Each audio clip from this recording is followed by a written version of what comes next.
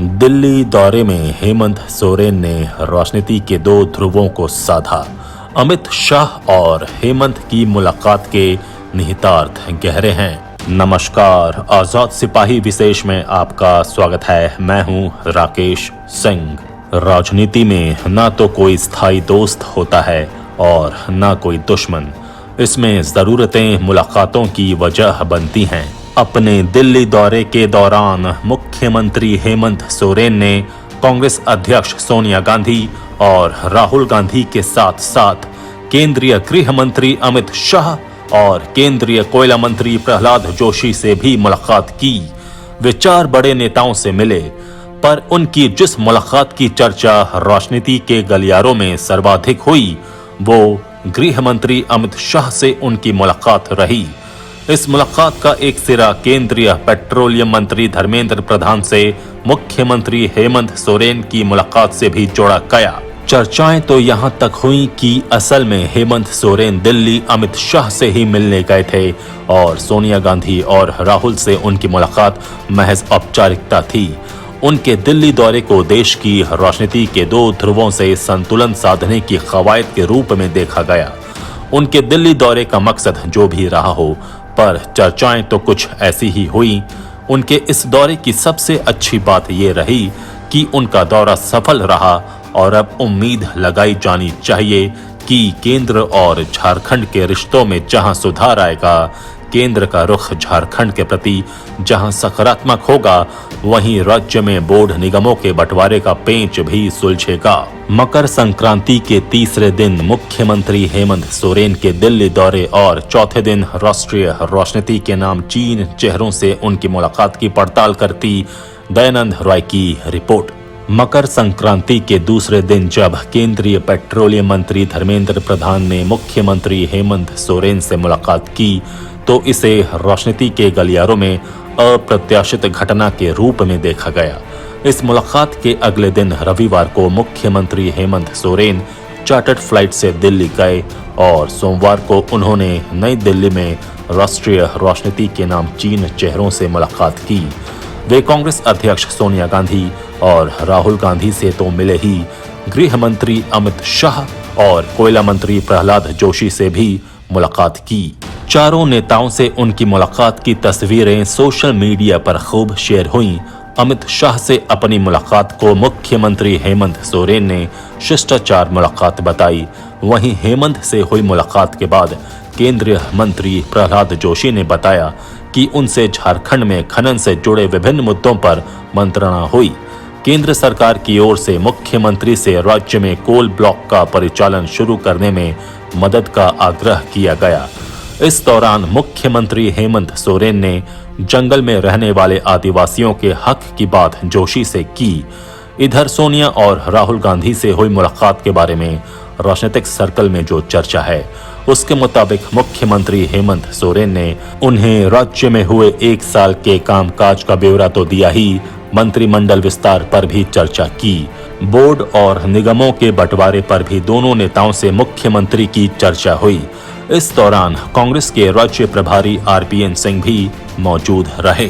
झारखंड की राजनीति के जानकारों का कहना है कि केंद्रीय पेट्रोलियम मंत्री धर्मेंद्र प्रधान अखिल भारतीय विद्यार्थी परिषद के 21वें अधिवेशन में तो हिस्सा लेने आए ही थे, अमित शाह के दूत की भी भूमिका निभाने आए थे।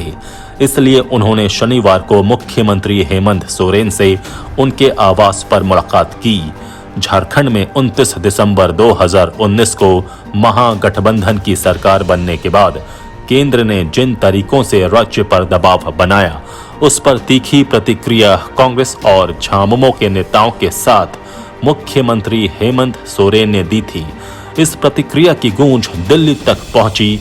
जब केंद्र को लगने लगा कि स्थिति बिगड़ सकती है, तो उन्होंने सहयोग की राह पर चलने का फैसला लिया। इसके बाद धर्मेंद्र प्रधान झारखंड आए और उन्होंने हेमंत सोरेन के साथ केंद्र और राज्य के बीच संबंध बेहतर करने पर मंत्रणा की। इस मुलाकात के बाद ही हेमंत सोरेन दिल्ली गए और वहां अमित शाह से भी मिले। अपनी इस मुलाकात में हेमंत सोरेन ने राष्ट्रीय राजनीति के दोनों ध्रुवों को साधा। इस मुलाकात से केंद्र और राज्य के संबंधों में सुधार की आशाएं भी बलवती होती दिख रही हैं। इस मुलाकात की राजनीतिक गलियारों में पुरजोर चर्चा है कि हेमंत अब राजनीति के मंझे हुए खिलाड़ी हो गए हैं। वहीं सोनिया और राहुल गांधी से मुलाकात के बाद इस बात की चर्चा हो रही है कि अब राज्य में न सिर्फ मंत्रिमंडल विस्तार और बोर्ड निगमों के बंटवारे में आने वाली अड़चनें खत्म होंगी, बल्कि 20 सूत्री कार्यक्रम क्रियान्वयन समिति और निगरानी समिति का मार्ग प्रशस्त होगा, जिसमें कांग्रेस और झामुमो के विधायकों और कुछ नेताओं को जगह दी जाएगी। मुख्यमंत्री हेमंत सोरेन के व्यक्तित्व की खासियत ये है कि वे बहुत सहज रहते हैं और सीखते बहुत जल्दी हैं। कोई बात सही लगने पर उसकी तारीफ भी करते हैं और गलत का विरोध भी बखूबी करते हैं। ऐसे एक नहीं कई उदाहरण हैं जब उनके व्यक्तित्व के ये गुण उजागर हुए हों। पूर्व मुख्यमंत्री रघुवर दास के खिलाफ अपना केस वापस लेकर जहां उन्होंने अपने बड़े दिल का परिचय दिया, वहीं झामुमो के जनाधार का विस्तार कर उन्होंने दिखाया कि वे अतीत से कैसे सबक लेते हैं। दिल्ली के मुख्यमंत्री अरविंद केजरीवाल की शिक्षा और स्वास्थ्य विभाग की तारीफ कर उन्होंने जता दिया कि वे सही होने और सही की प्रशंसा करने के पक्षधर हैं। वहीं केंद्र सरकार से संबंध रखने के मामले में वे उड़ीसा के सीएम नवीन पटनायक की राह पर जाते दिख रहे हैं। नवीन पटनायक की नीतियों की खासियत रही है कि वे केंद्र के साथ सहयोगात्मक रुख के साथ चलते दिखते हैं। राज्य में गरीब केंद्रित योजनाएं न सिर्फ बनाते हैं बल्कि उन्हें सफलतापूर्वक लागू भी कराते हैं। बोलते कम हैं और करने में विश्वास रखते हैं। मुख्यमंत्री हेमंत सोरेन भी इसी राह पर जाते दिख रहे हैं। अपनी गरीब समर्थक नीतियों का पैरोकार होने का परिचय उन्होंने लॉकडाउन के दौरान मजदूरों को हवाई जहाज से मंगवा कर तो दिखा ही दिया। राज्य में सोना सुब्रन धोती साड़ी योजना शुरू भी कर दिया। राज्य के 11वें मुख्यमंत्री के रूप में हेमंत सोरेन को राज्य को तेजी से विकास के पथ पर ले जाने की चुनौती का सामना करना है। वहीं वे ये भी चाहते हैं कि विकास की इस यात्रा में गरीब भी कदम ताल कर सकें। उनकी ये चाहत पूरी हो, इसके लिए केंद्र से उन्हें सहयोग की जरूरत है। वहीं केंद्र को भी झारखंड के सहयोग की जरूरत है, क्योंकि केंद्र की कई महत्वाकांक्षी योजनाएं झारखंड, ओडिशा और छत्तीसगढ़ जैसे राज्यों में संचालित होनी है।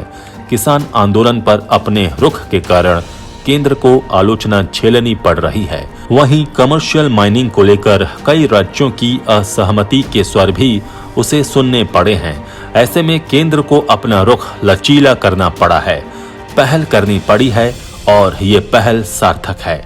कुल मिलाकर मुख्यमंत्री हेमंत सोरेन का दिल्ली दौरा कामयाब रहा, ये कहा जा सकता है।